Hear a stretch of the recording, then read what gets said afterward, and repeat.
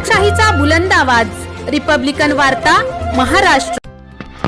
पूर्णा येथे आमदार डॉक्टर रत्नाकर गुट्टे यांचा भव्य सत्कारासह मिरवणूक संपन्न। रिपाई मराठवाडा अध्यक्ष DN यांची पाठिंबा पत्रकार परिषद संपन्न। परभणी जिल्ह्यातील पूर्णा तालुक्यात गंगाखेड विधानसभा मतदार जनसमूह रॅलीचे आयोजन करण्यात आले होते। यावेळी उमेदवार आमदार डॉक्टर रत्नाकर गुट्टे, रिपब्लिकन सेना राज्य उपाध्यक्ष विजय वाकोडे, प्राध्यापक अनिल कांबळे, जिल्हा प्रवक्ते संदीप माटेगावकर, मित्रमंडळाचे जिल्हाध्यक्ष रविभाऊ कांबळे, ॲडव्होकेट जितेंद्र सोनसळे, मित्रमंडळाचे तालुका अध्यक्ष गणेश कदम, बंटी उर्फ नितीन कदम, भरत एकलारे, बाळासाहेब कदम, विशाल किरडे, विश्वनाथ होळकर, प्रशांत कापसे, गोविंद ठाकूर, अंकित कदम, लक्ष्मण कदम, सय्यद अली अमीन, संतोष सातपुते, उत्तमराव ढोणे, छगन मोरे, रामकिसन रोंदळे, मुकुंद भोळे, वीरेश कसबे, अनिल खराटे, राहुल झोडपे इत्यादीसह पुरुष या भव्य अशा रॅलीत सहभागी होते। ही रॅली डॉक्टर बाबासाहेब आंबेडकर नगर, सिद्धार्थनगर, भीमनगर, कुरेशी मोहल्ला, डॉक्टर बाबासाहेब आंबेडकर चौक, बसवेश्वर चौक मार्गक्रमण करीत हजरत मस्तान शाहवली दर्गा येथे पुष्प चादर चढवून छत्रपती शिवाजी महाराज यांच्या पुतळ्यास पुष्पहार अर्पण करून सभेचा समारोप करण्यात आला। प्रसंगी समारोप आमदार डॉक्टर रत्नाकर गुट्टे यांचा सत्कार करून समारोप भाषण करण्यात आले। हा कार्यक्रम यशस्वी करण्यासाठी मुकुंद भोळे, बंटी उर्फ नितीन कदम, गणेश कदम यांच्यासह सर्व मित्र मंडळाचे सहकार्य लाभले। आज या ठिकाणी गंगाखेड मतदारसंघातील महायुतीचे उमेदवार कर्तव्यदक्ष आमदार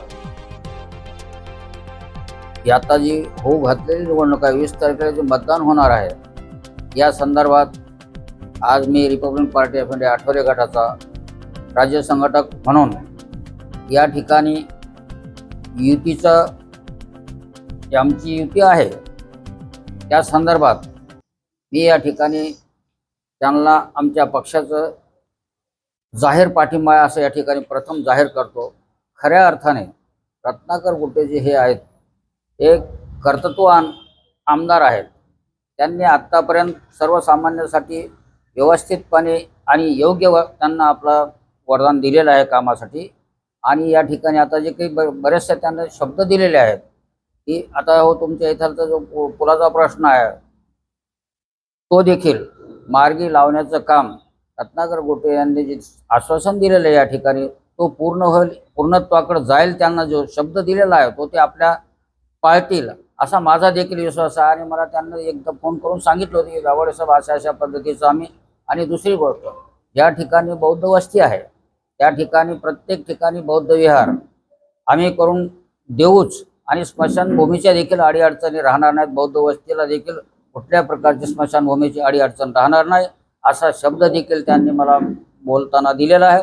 म्हणून आमचा आठवले गट त्यांच्यासोबत सातत्याने आमचे बौद्ध बांधव, इतर पक्षाचे पदाधिकारी देखील, त्याचबरोबर माझ्यासोबत TRPचे जिल्हाध्यक्ष आहेत, त्यांचा देखील या ठिकाणी त्यांनी देखील रत्नाकर गुट्टेजी यांना समर्थपणे आणि निस्वार्थीपणे पाठिंबा दिलेला आहे असं मी या ठिकाणी जाहीर करतो।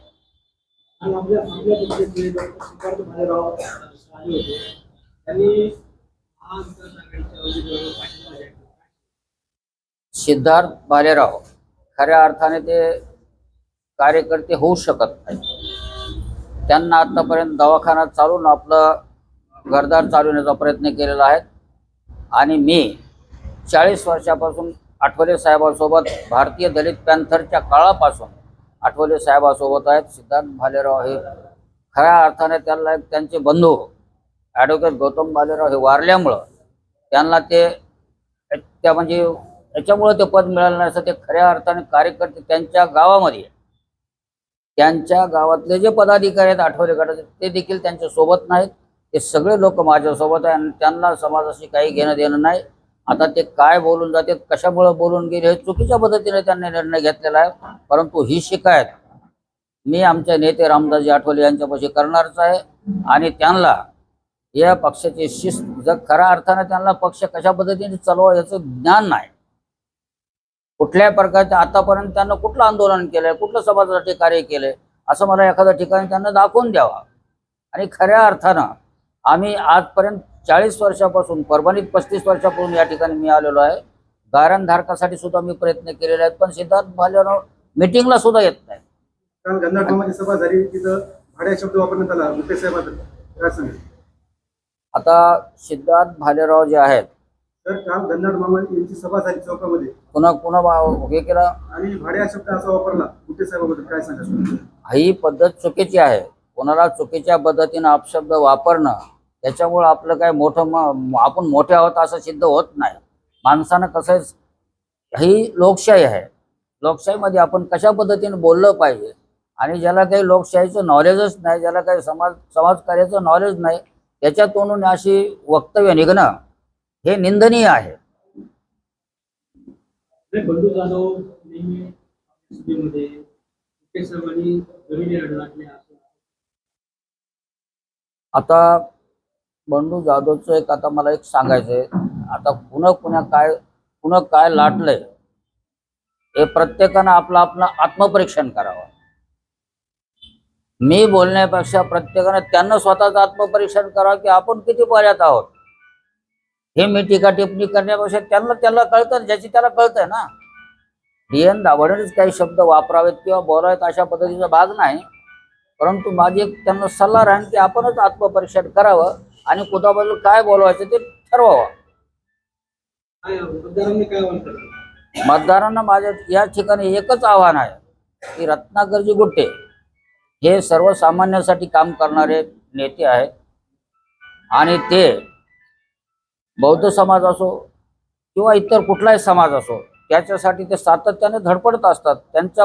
त्यांचं जे कार्य आहे ते सर्व समाजाला धरून आहे.